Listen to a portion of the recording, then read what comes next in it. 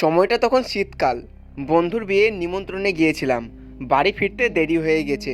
বন্ধুকে অনেকবার বললাম আমার বাড়ি অনেক দূরে, আমাকে ছেড়ে দে, এতক্ষণ থাকলে বাড়ি কী করে যাব। কিন্তু কোনো মতেই সে আমাকে ছাড়ে না। আর একটু দেরি করে যাবে, আর একটু দেরি করে যাবি, সেই বলে বলে এতক্ষণ ধরে আটকে রেখে দিয়েছিল আমাকে। বেশ ঠান্ডা লাগছে, চারিদিকের আবহাওয়াটা বেশ ঠান্ডা। তার মাঝে কুয়াশা অল্প অল্প পড়ে গেছে। শীত তো, তাই কুয়াশা পড়াই স্বাভাবিক। আমি থেমে না গিয়ে এগিয়ে গেলাম। যা ঠান্ডা, তার মধ্যে আমার গা পা যেন একবারে শীতল হয়ে যাচ্ছে। তাই আমি সামনের দিকে এগিয়ে গেলাম।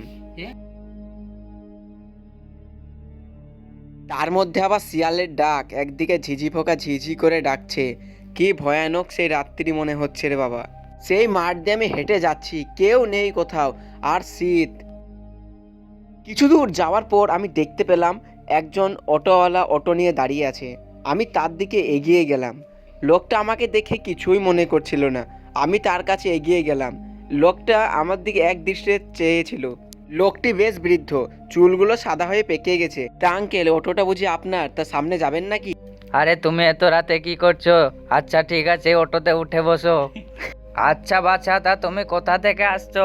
আমি আমার বন্ধুর বাড়ি থেকে আসছি, চলেন আপনার অটোতে যাই। আমি সামনের স্টেশনে যাব। আরে আমি তো তোমাকে প্রথমেই বললাম আমি যাব, উঠে বসো।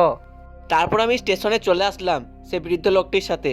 সে বৃদ্ধ লোকটি আমার সাথে কোনো টাকা নিল না। একটু পরে আমার ট্রেন আসবে, তাই আমি স্টেশনে দাঁড়িয়েছিলাম। একটা ট্রেন আমার সামনে দাঁড়িয়েছিল, কিন্তু সে ট্রেনে গেলে আমাদের স্টেশনে দাঁড়াবে না।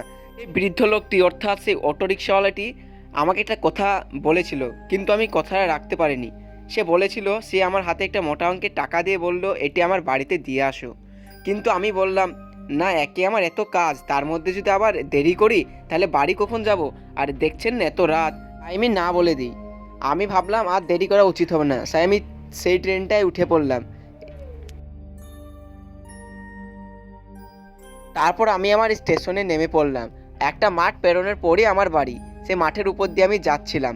তখনই আমার মনে পড়লো সে বৃদ্ধ লোকটির কথা। কেন আমি তার উপকারটি করলাম না? সে আমার সাথে কোনো টাকা নেয়নি তার রিক্সায় যাওয়ার জন্য। সে শুধু বলেছিল এই টাকাটা তার বাড়িতে দিয়ে আসতে, কিন্তু আমি না করে দিয়েছিলাম। আমি আমার মনকে সন্তুষ্ট করলাম যে কাজ না থাকলে আমি ঠিক চলে যেতাম ওই টাকাটা দিতে, কিন্তু আমার কাজ ছিল বলে সেই টাকাটা আমি দিতে পারিনি। তারপর আমি আমার বাড়ি চলে আসি। খুব ক্লান্ত, তাই বেশি দেরি না করে আমি শুয়ে পড়ি।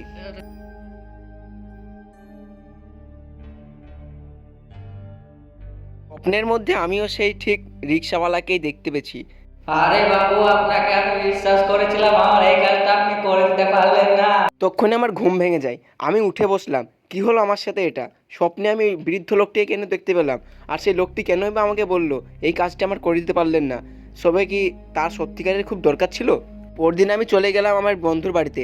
সে বড় আর্টিস্ট। কী রে, কী খবর তোর? তোর তো কোনো খবরই পাওয়া যায় না, তা এখন কী করিস তুই? সেরকম কিছু না, একটা সরকারি চাকরি পেয়েছি, ওখানেই কাজ করছি এখন। ও, তা তো বুঝলাম, কিন্তু ঠিক আছে, আমার একটা ছবি দরকার ছিল বুঝলি। একটা ছবি এঁকে দে তো আজকে আমার। তা বল, কিসের ছবি এঁকে নিবি? একটা গ্রামের ছবি এঁকে নেবো বুঝলি। ভালো করে এঁকে দিতে হবে, কিন্তু খুব দরকার ছবিটা আমার। তারপর আমি তাকে বলতে শুরু করলাম, গ্রামটা বেশ দুটো তিনটে বাড়ি আছে, তার মধ্যে বাড়ির পাশে একটা দুটো গাছ আছে।